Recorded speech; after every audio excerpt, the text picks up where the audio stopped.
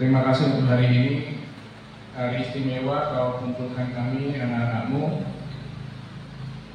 jemaat dan simpatisan Gereja Kristen Nazaret Jemaat Silo.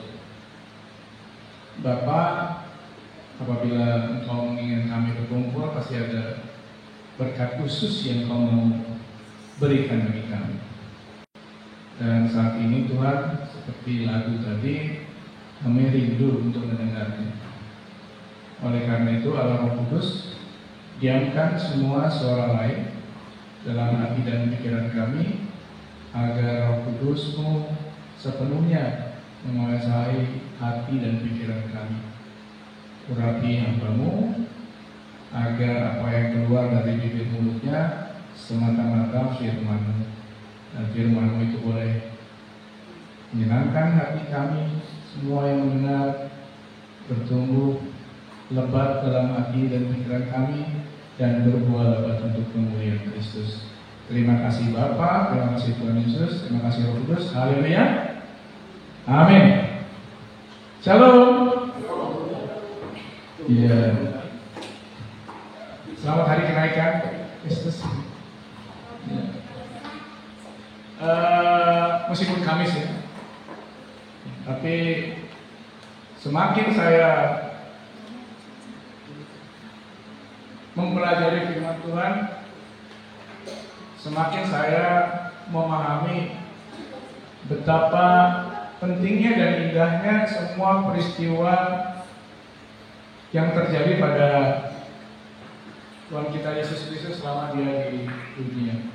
Dan hari ini kita sampai kepada kisah kenaikan Yesus ke surga. Seberapa pentingnya peristiwa itu bagi kita orang percaya. Mari kita buka Markus pasal 16 ayat 19 sampai 20. Nah, ini Bang Jagar mulai ini berarti. Markus 16 ayat 19 sampai 20. Bapak Ibu yang bawa Alkitab bisa dibuka. Oke. Kita akan baca bersama-sama ya, dari ayat 19 kemudian ayat yang ke-20. Demikian firman Tuhan. 3, 2, 1. Sesudah Tuhan Yesus berbicara demikian kepada mereka, terangkatlah Ia ke surga, lalu duduk di sebelah kanan Allah.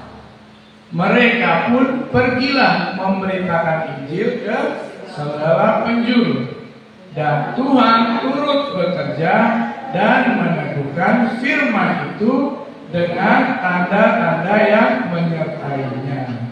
Berbahagialah kita yang senang dengan firman Tuhan dan melakukannya dalam kehidupan kita sehari-hari. Kembali ke ayat yang 19 tadi Pak Jaga. Nah Bapak Ibu, dari perikop tadi yang kita baca, paling tidak ada 3 pelajaran penting buat kita. Yang pertama, Tuhan Yesus naik surga dan duduk di sebelah kanan Allah Bapa. Haleluya. Yang kedua, Tuhan Yesus meskipun Dia di surga, ayat yang ke-20, Dia meneguhkan kita dengan firman-Nya. Atau dalam Matius 18 sampai dengan 20, ketahuilah aku menyertai kamu sampai kepada akhir zaman. Nah itu, nanti kita bahas. Dia sudah naik ke surga, duduk di sebelah kanan Allah Bapa. Tapi Dia bilang Dia menyertai kita sampai kepada akhir zaman. Kalau orang nggak percaya sama Tuhan, dia akan mengkritisi ini. Kebodohannya membuat dia tambah bodoh. Dan yang ketiga, ternyata Tuhan Yesus akan kembali ya dari surga, menjemput orang percaya. Tapi bukan berarti kemudian kita duduk-duduk saja dan menikmati hidup dengan nyaman, tidak berbuat apa-apa dan hanya memikirkan diri kita sendiri sampai dengan saatnya Tuhan menyebut kita ke dalam kerajaan surga pun. Enggak. Karena Tuhan ingin kita bekerja. Betul? Tuhan ingin kita bekerja. Bekerja apa? Memberitakan anugerah keselamatan itu yang sudah kita terima agar sampai ke ujung bumi orang sudah mendengar tentang Tuhan Yesus. Soal dia menerima atau menolak itu tanggung jawab dia sendiri kepada Tuhan. Tetapi tugas orang percaya adalah memberitakan bahwa Tuhan Yesus hadir untuk dia, untuk menyelamatkan dia, hanya kalau dia percaya. Jadi tidak ada itu kristenisasi. Kita tidak menyebarkan agama Kristen. Enggak.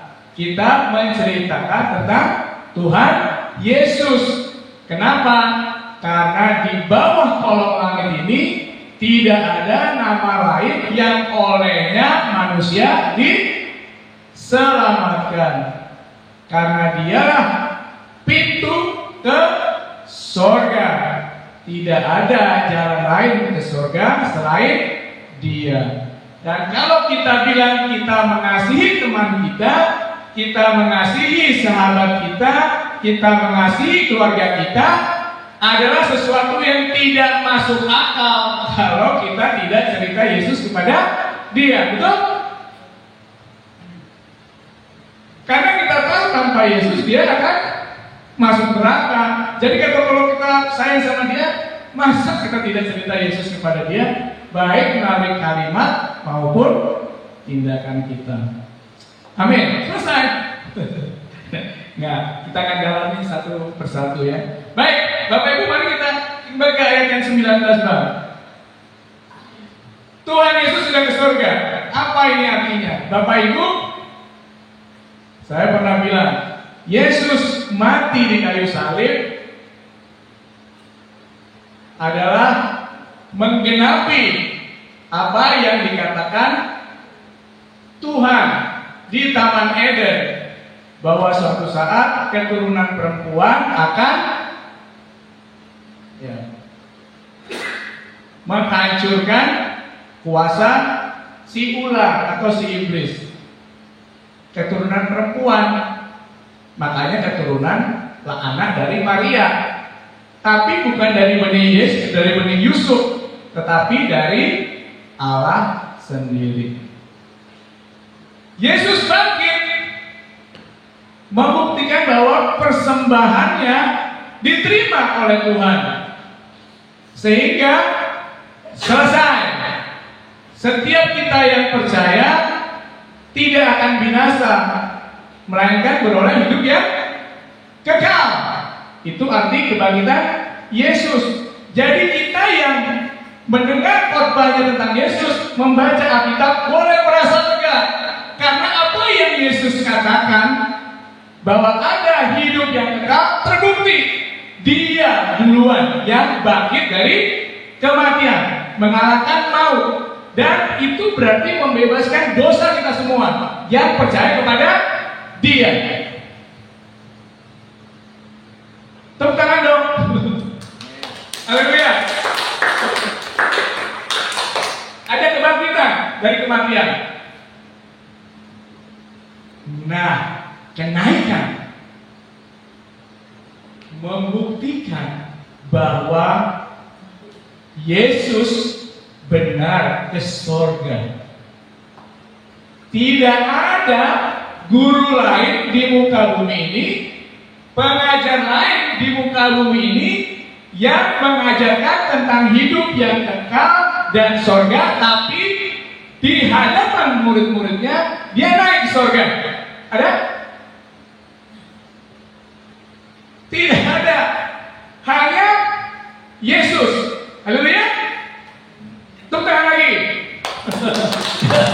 Nah, Bapak Ibu yang dikasih Tuhan, sederhananya saya mau bilang, bahwa kenaikan Tuhan Yesus ini adalah harusnya akhir dari permainan bagi orang percaya, akhir dari semua keraguan. Apa yang dialami Yesus ini akan kita alami. Amin. Coba ulang sekali lagi. Apa yang dialami Yesus ini akan kita alami.